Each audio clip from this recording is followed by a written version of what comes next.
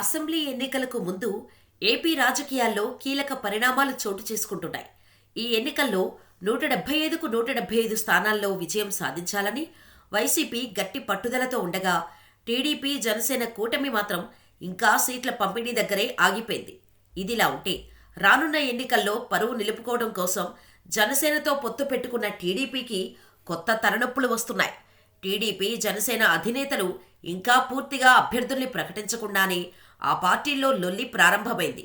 చంద్రబాబు, పవన్ కళ్యాణ్ సర్ది చెప్పినా రెండు పార్టీల కేడర్లు అస్సలు వారి మాట కూడా వినడం లేదు. టీడీపీ జనసేన పొత్తు కుదుర్చుకోవడంతో అధికారంపై ఆ రెండు పార్టీల నేతల్లో ఆశలు చిగురించాయి. దీంతో టీడీపీ జనసేన పార్టీల టికెట్లకు డిమాండ్ ఏర్పడింది. ఇదే సందర్భంలో ఇరు పార్టీల నేతల ఆశావాహుల మధ్య విభేదాలు కూడా అదే స్థాయిలో పెరగటం మొదలయ్యాయి. 2 నెలల క్రితం వైసీపీ పరిస్థితి ఓటమి వైపు పయనిస్తోందన్న భావన చాలా మందిలో ఉండేది. ఎన్నికల సమయానికి వైసీపీపై మరింత వ్యతిరేకత పెరుగుతుందనే చర్చ విస్తృతంగా సాగింది. ఈలోపు టీడీపీ జనసేన పొత్తు కూడా తెరపైకి రావటంతో వైసీపీ శ్రేణుల్లో కలవరం మొదలైంది. కానీ అంతలోనే పరిస్థితి తలకిందులైపోయింది. జనసేన టీడీపీ అభ్యర్థుల పేర్లు ప్రకటనతో మొత్తం సీన్ మారిపోయింది. వైఎస్ఆర్సీపీ నుంచి ఎంతమంది రాజీనామాలు చేసినా, కొత్తవారు వచ్చినా పార్టీకి నష్టమేమీ లేదు. ఈ విషయం ముందే అర్థం చేసుకుని రాజీనామా చేసిన వారు మళ్లీ సొంత గూటికే చేరుతున్నారు. ఇందుకు ఉదాహరణ మంగళగిరి మాజీ ఎమ్మెల్యే ఆళ్ల రామకృష్ణారెడ్డి జగన్తో నా వల్ల కాదు, నా కనీసం అపాయింట్మెంట్ ఇవ్వటం లేదు, వ్యక్తిగత కారణాలతోనే పార్టీ సభ్యత్వానికి రాజీనామా చేస్తున్నాను అని స్టేట్మెంట్లు పాస్ చేశారు. ఇక నుంచి ఆంధ్రప్రదేశ్ కాంగ్రెస్ అధ్యక్షురాలు వైఎస్ షర్మిల అడుగుజాడల్లోనే నడుస్తున్నాను అన్నారు. ఆ తర్వాత మంత్రి విజయసాయిరెడ్డి ఆళ్ల రామకృష్ణారెడ్డిని కలిసి చర్చలు జరిపారు. వారి మధ్య ఎలాంటి మంతనాలు జరిగాయో తెలియదు కానీ మళ్లీ సొంత గూటికి వెళ్తున్నట్టు ఆళ్ల రామకృష్ణారెడ్డి ప్రకటించేశారు. జగన్మోహన్ రెడ్డి గ్రాఫ్ పెరగటానికి ప్రధాన కారణం తెలుగుదేశం పార్టీ, జనసేన పార్టీల నుంచి అభ్యర్థుల ప్రకటన విషయంలో ఆలస్యం జరగటమే. ఎక్కడ ముందే అభ్యర్థులను ప్రకటించేస్తే వారికి ధీటైన వారిని జగన్మోహన్ రెడ్డి దించుతాడో అన్న భావనతో జనసేనాని పవన్ కళ్యాణ్, తెలుగుదేశం పార్టీ అధినేత చంద్రబాబు నాయుడు ముందే అభ్యర్థులను, పోటీ చేయనున్న నియోజకవర్గాలను ప్రకటించకూడదని కొందరు సలహా ఇచ్చారు. అదే ఇప్పుడు జనసేన, తెలుగుదేశం పార్టీల కొంప ముంచేలా చేసింది. జగన్మోహన్ రెడ్డిని క్యాజువల్గా దింపేద్దామనుకుంటే అది అంత ఈజీ కాదు. అధికారంలోకి రావడం నల్లేరు మీద నడక కాదు. ఇంకా అభ్యర్థుల విషయంలో ఆలస్యం చేసినా, ఏమరపాటుగా ఉన్నా మొదటికే మోసం వచ్చేలా ఉంది అని అనుకున్నారో మరేమో కానీ మొదటి విడతగా ఉమ్మడి అభ్యర్థుల జాబితాను ప్రకటించారు. కానీ ఇరు పార్టీల నుంచి ఇద్దరి అధినేతలకు తీవ్ర వ్యతిరేకత ఎదురైంది. పొత్తు పెట్టేసుకున్నాం కదా, ఇరు పార్టీ అధ్యక్షులు కలిసే ఉన్నాం కదా, ఇక జగన్మోహన్ రెడ్డిని ఓడించడం సింపుల్ అనుకున్నారు. కానీ ఎన్నికలు దగ్గర పడే సమయంలో అభ్యర్థులను ప్రకటించడంతో టికెట్టు రాని అభ్యర్థుల నుంచి మనస్పర్ధలు, రాజీనామాల గొడవ ఎక్కువైంది. దీంతో ఇరు పార్టీల్లో కన్ఫ్యూజన్ పెరిగిపోయింది. ఇందుకు తాజా ఉదాహరణ రాజమండ్రి రూరల్ సిటీనే. కందుల దుర్గేష్కు టికెట్ ప్రకటించి రాజమండ్రి నుంచి పవన్ వెళ్లిపోయారు. అక్కడ ప్రస్తుతం ఏం జరుగుతుందో అందరికీ తెలిసిందే. అలాగే రాజోలు, రాజానగరంలో కూడా జనసేన పోటీ చేస్తుందని పవన్ ప్రకటించడంపై టీడీపీ గుర్రుగా ఉంది. ఇదే సందర్భంలో పొత్తు ధర్మాన్ని పాటించకుండా చంద్రబాబు ఇద్దరు అభ్యర్థుల్ని ప్రకటించారని పవన్ కళ్యాణ్ రిపబ్లిక్ డే రోజు ఫైర్ అయిన సంగతి తెలిసిందే. Nuzvid TDP incharge Mudraboina Venkateswarlu party ఎందుకు వీడాల్సి వచ్చిందో ప్రత్యేకంగా చెప్పాల్సిన పని లేదు. నూజివీడుకు ఇంకా టీడీపీలో చేరకముందే మాజీ మంత్రి కొలుసు పార్థసారథిని ఇన్ఛార్జిగా నియమించారు. దీంతో వెంకటేశ్వర్లు పార్టీని వీడారు. మచిలీపట్నం ఎంపీ స్థానాన్ని జనసేనకు కేటాయించినట్టే కాబట్టి అక్కడ టీడీపీ నేత కొనకళ్ళ నారాయణ కూడా వైసీపీ నేతలతో సంప్రదింపులు జరిపారు అని జోరుగా ప్రచారం సాగుతోంది. రాయచోటు మాజీ ఎమ్మెల్యే రెడ్డప్పగారి రమేష్ రెడ్డి, పాణ్యం మాజీ ఎమ్మెల్యే గౌరు చరిత్ర కుటుంబం కూడా వైసీపీ వైపు చూస్తోంది అని వార్తలు వస్తున్నాయి.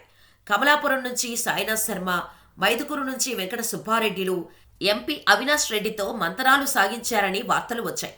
అయితే వైసీపీలో సిట్టింగులకు సీట్లు లేవని చెప్పినా జగన్ను వీడి వెళ్లని పరిస్థితి వైసీపీలో ఉంది. విజయవాడ సెంట్రల్, రాయదుర్గం, పూతలపట్టు నియోజకవర్గాల ఎమ్మెల్యేలు కొంత అసంతృప్తికి గురైనా మళ్లీ సర్దుకున్నారు. రాయదుర్గం ఎమ్మెల్యే, పూతలపట్టు ఎమ్మెల్యేలు కాపు రామచంద్రారెడ్డి, ఎంఎస్ బాబు వైసీపీ తీరుపై విమర్శలు గుప్పించినా వెంటనే పొరపాటైందని మళ్లీ జగన్కే జయకొట్టారు. ఇదే టీడీపీ సిట్టింగ్ లేదా మాజీ ఎమ్మెల్యేలకు సీట్లు లేవని చెబితే అప్పుడు తెలుస్తుంది అసంతృప్తి, ఆగ్రహం అంటే ఏంటో. విజయవాడ ఎంపీ కేశినేని నాని వైసీపీలో చేరి టీడీపీకి కొరకరాని కొయ్యగా మారారు. ఇదే వైసీపీని వీడిన నరసరావుపేట ఎంపీ లావు శ్రీకృష్ణదేవరాయలు మాత్రం నోరు మెదపడం లేదు.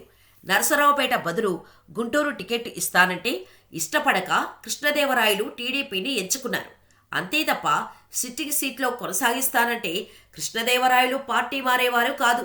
పొత్తు పెట్టుకున్న జనసేనకు 40 సీట్లైనా ఇస్తేనే కాపుల ఓట్లు ట్రాన్స్ఫర్ అయ్యే ఛాన్సెస్ ఉన్నాయని కాపు నేతలంతా చెబుతూనే ఉన్నారు.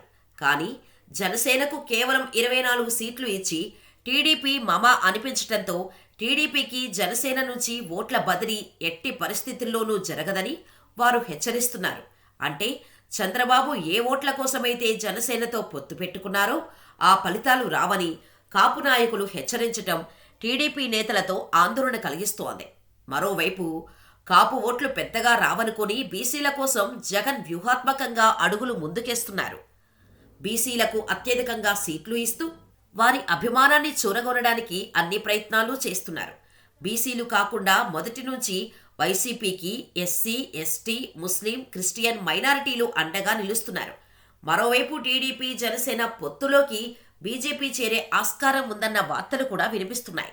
బీజేపీతో పొత్తు పెట్టుకుంటే కొన్ని వర్గాల ఓట్లు పూర్తిగా కూటమికి దూరమవుతాయి. దీంతో బీసీలు మరింత బలంగా వైసీపీకి అండగా నిలిచే పరిస్థితి కనిపిస్తోంది. ఈ పరిణామాలన్నీ వైసీపీ మళ్లీ అధికారంలోకి వస్తుందని ప్రచారానికి ఊతమిస్తున్నాయి. మరోవైపు ఇవే టీడీపీ, జనసేన కూటమికి నెగిటివ్.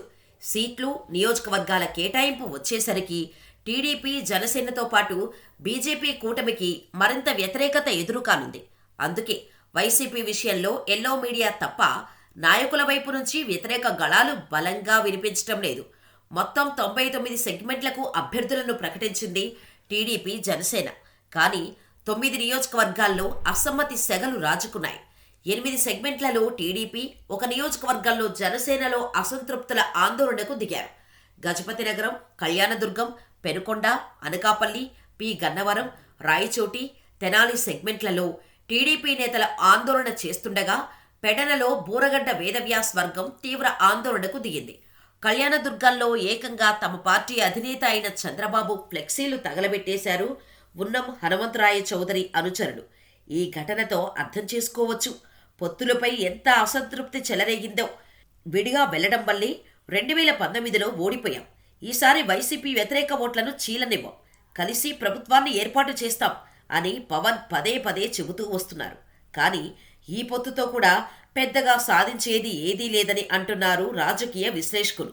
2 పార్టీలో స్పష్టత లేకపోవటం, సీట్ల కోసం ఇరు పార్టీల నేతలు దూషించుకునే పరిస్థితి రావటంతో అసలు ఈ 2 పార్టీల్లో పొత్తులోనే ఉన్నాయా అన్న భావన కలుగుతోంది.